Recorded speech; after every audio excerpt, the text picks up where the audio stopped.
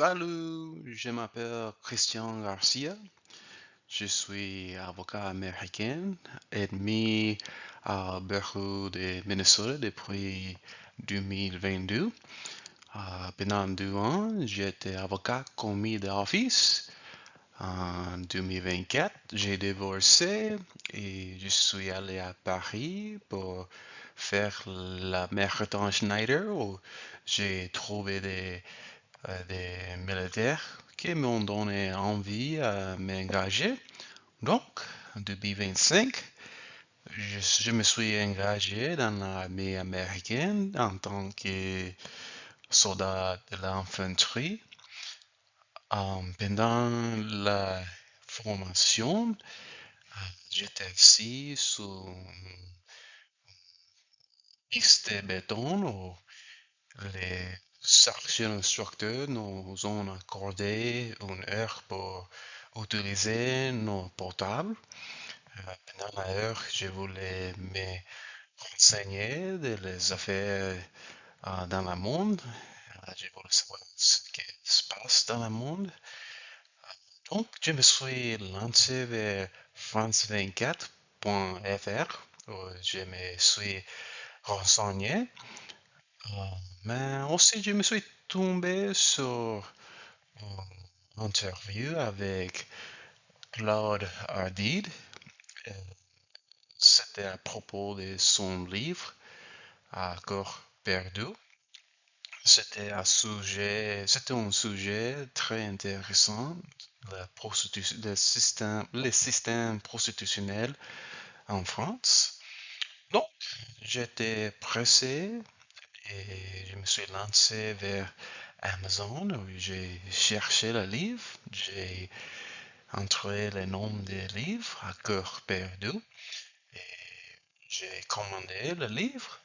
Mais les prochaines semaines, quand le colis est arrivé, je l'ai rouvert et c'était pas le bon.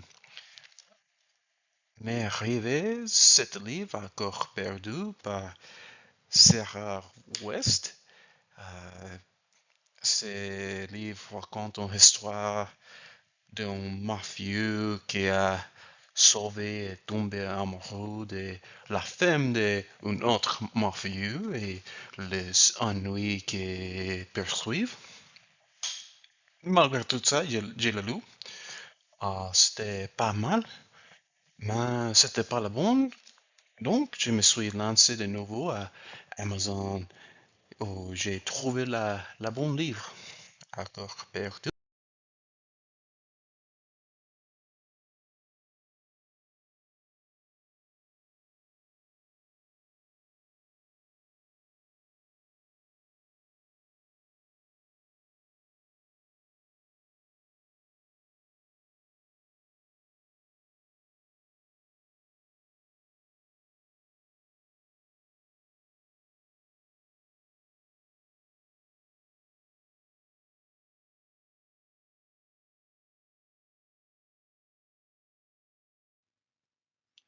À cœur perdu est écrit par un journaliste, Nadège Hubert, avec Claude Ardide.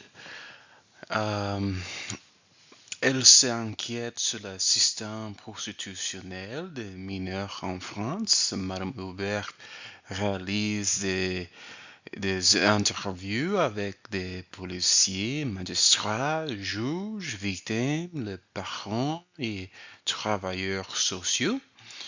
Il nous renseigne sur les dégâts du système prostitutionnel et la lutte contre le système. Madame Aubert nous renseigne que la prostitution peut toucher toutes les familles, riches, pauvres, bourgeois, et la prostitution peut toucher n'importe qui, 10, 11, 12, 13 ans.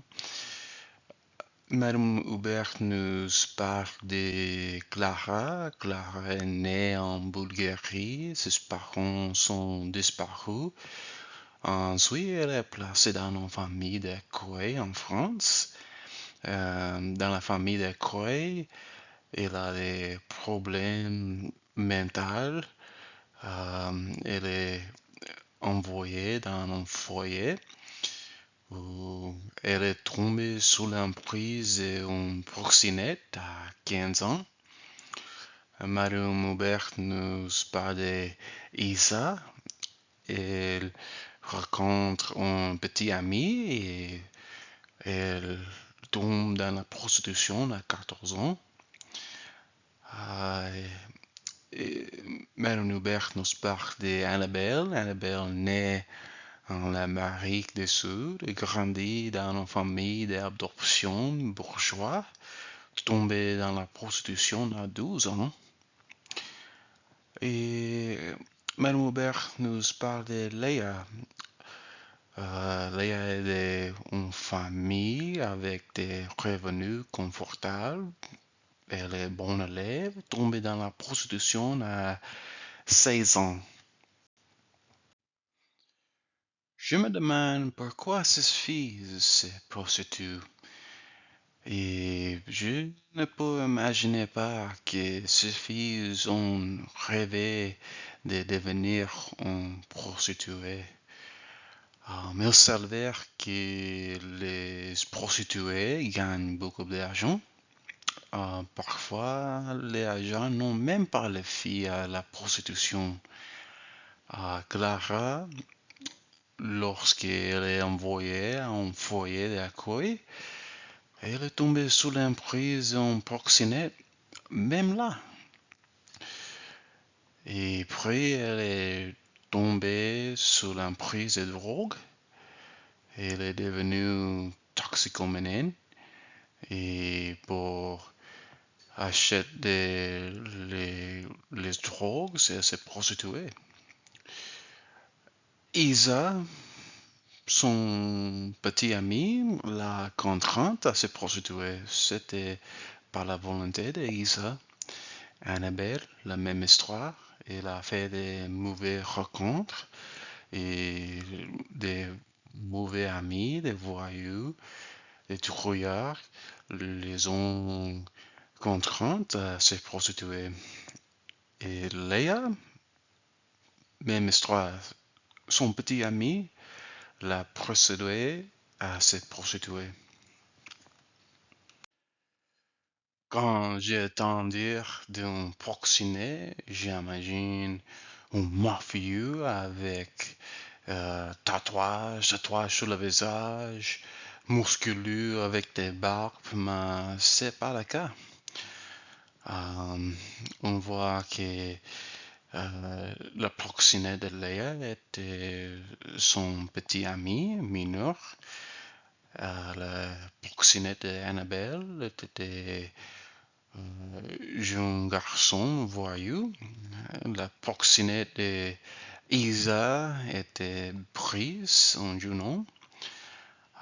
Mais parfois on entend dire des proxénètes qui opèrent en bande. Madame Aubert nous parle de la cas de Wally, Elodie, Franny, Eddie, qui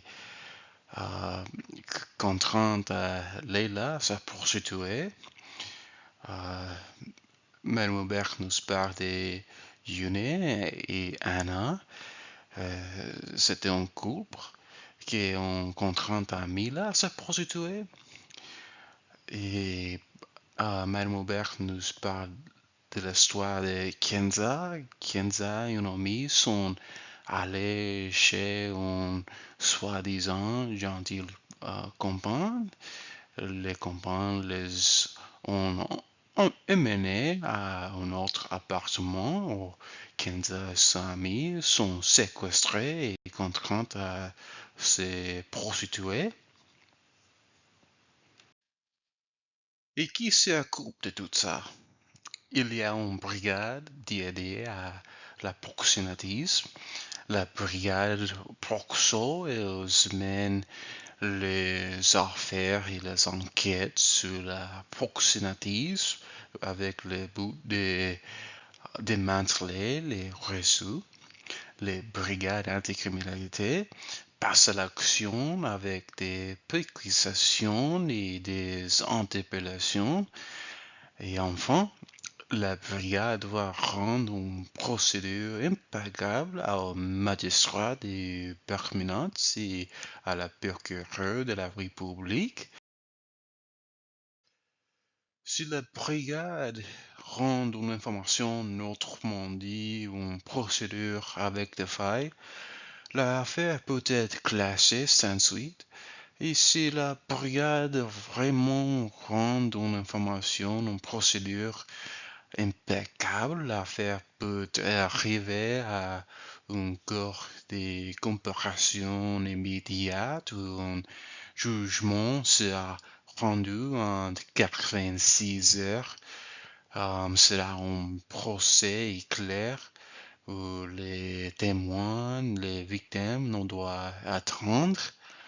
Et si le procureur croit qu'il vaut la peine, le procureur peut demander à les juges de renvoyer l'affaire à un juge d'instruction dans un corps criminel. Ça permettra les procureurs de temps à ramasser des preuves euh, et pour demander une peine plus lourde. En revanche, les prévenus peuvent montrer à les juges qu'il est réformé, il est défend, il est soigné de la toxicomanie et qu'il ne mérite pas une peine très lourde. La fait de se prostituer non est pas un crime, mais la fait de solliciter quelqu'un pour service sexuel est puni d'une amende de 1 500 € et pour un récidiviste, l'amende sera un peu beaucoup plus. Mais si quelqu'un sollicite un mineur entre 16 et 18 ans, la fête sera punie de 3 ans en prison. Et si la mineure est de 15 ans, la fête sera punie de 7 ans en prison. La proxénétisme est beaucoup plus grave. La proxénétisme est punie de 10 ans en prison. Et si la proxénétisme s'agit d'une victime de 15 ans, le fait sera puni de 20 ans en prison. Également, si la proxénétisme est commis en groupe ou bien organisé, la fête sera punie de 20 ans en prison. C'est beaucoup plus compliqué quand les proxénètes sont mineurs. Par exemple, les proxénètes de Léa, la proxénète de Annabelle, ne sont jamais mis en examen pour la proxénétisme, mais la proxénète d'Asa était majeure. Elle a été condamnée à 12 ans de prison et son proxénète dans la prison a toujours son nom pris sur Asa. Les proxénètes de Kenza et sa amie qui les ont séquestrés et contraints à se prostituer sont condamnés à 23 et 25 ans de prison ferme pour proxénétisme aggravé et séquestration. Les couples Yune et Anna, les proxénètes de Myla, ont été reconnus coupables. Yune a été condamné à 4 ans de prison, 1 an en prison ferme, 3 ans avec sursis. Anna a été condamnée à 18 mois de prison avec sursis.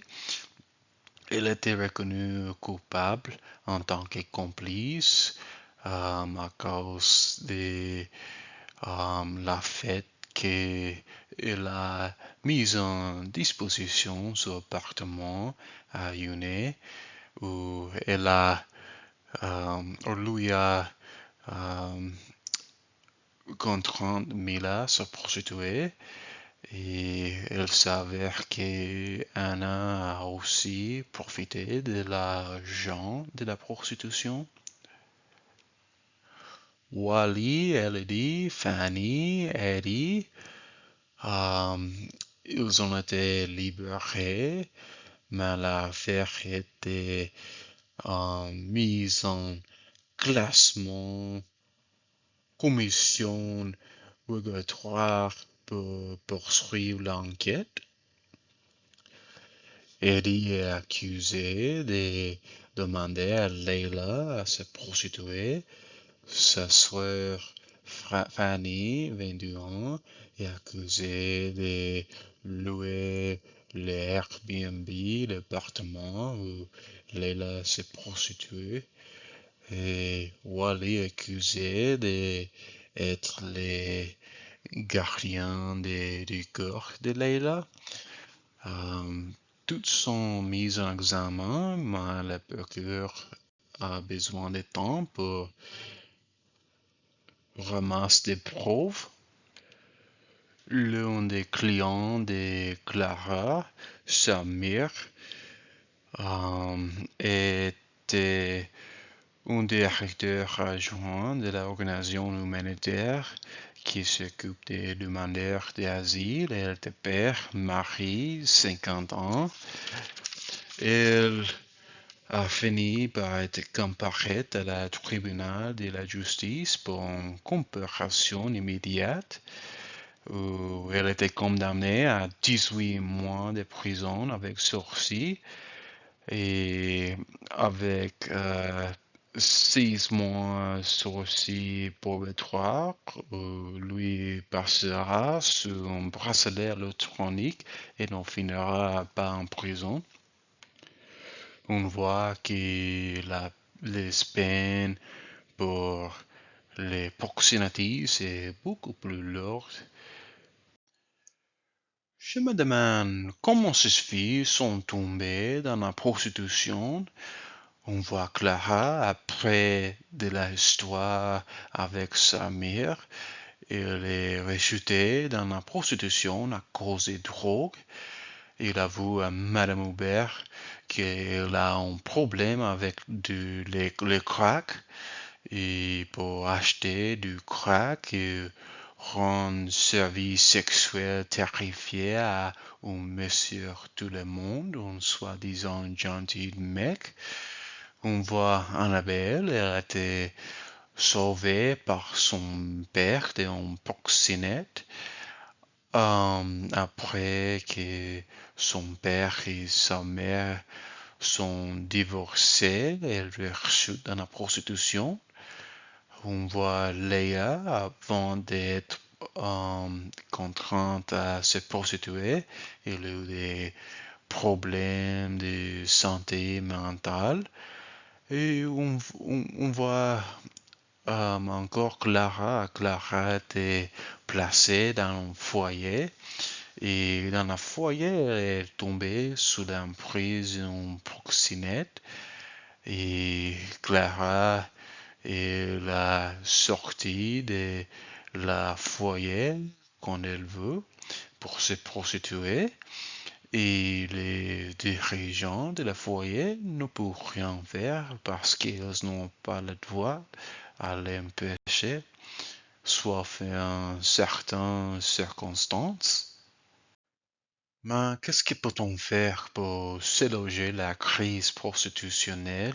D'abord, je crois qu'il faut préserver la culture française. La France a la devise liberté, égalité, fraternité. Ça veut dire liberté individuelle, égalité devant la loi. Ça veut dire aussi la liberté française, l'égalité française, la fraternité française. Ça ne veut dire pas ceux des étrangers. Il faut respecter la culture française, l'identité française, les valeurs françaises.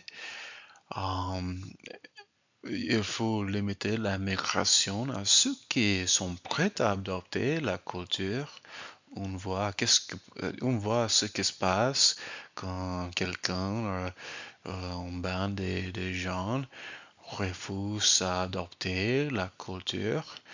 On voit les attentats du 13 novembre 2015. On voit particulièrement ce qui se passait à la Bataclan. L'attentat de la Bataclan a été mené par gens originaires algériens, marocains, nés en France, en Belgique. Ils ont refusé d'adopter la culture et c'est ce qui se passe. Peut-être les parents ont les mêmes sentiments et tels gens n'ont rien à foutre dans la France. Euh, je crois qu'il faut employer un test pour évaluer leur connaissance de la culture française, la langue. Euh, je crois que et personne, je crois que les gens qui refusent d'adopter la culture sont prêts à, à commettre des crimes plus que quelqu'un d'autre. Euh, je crois que l'âge de la majorité pénale doit être abaissé de 18 ans à 16 ans. Il faut encadrer les adolescents qui s'engagent dans la proxénétisme le plus vite possible. Euh, je crois qu'il faut donner pouvoir à les dirigeants des foyers d'empêcher les jeunes de sortir quand ils veulent. S'ils n'ont pas le pouvoir, euh, ils sont vulnérables. Les jeunes filles sont vulnérables à la les proxénètes qui sont déjà dans un foyer. Il faut donne le pouvoir à les dirigeants à les empêcher de sortir et se prostituer. Et dernièrement, il faut agir vite. Et on a besoin des gens qui sont prêts à saisir le numéro 112 pour faire un signalement de quelqu'un qui peut être en danger d'être contraint à se prostituer, à faire un signalement à la parquet, à faire un signalement les gendarmes, les policiers. Il faut personnes, il faut gens qui sont prêts à agir, à, à aider les jeunes filles s'il le faut. J'ai Je recommande le livre À corps perdu à tout le monde. C'est un bon livre, plein d'informations qui nous renseignent sur un problème tabou dans la France et peut-être c'est un problème qui existe ailleurs dans les États-Unis. C'est un livre avec des informations très pertinentes et je les recommande à tout le monde. Et finalement, je vous remercie de me donner, m'accorder votre temps. Euh, merci.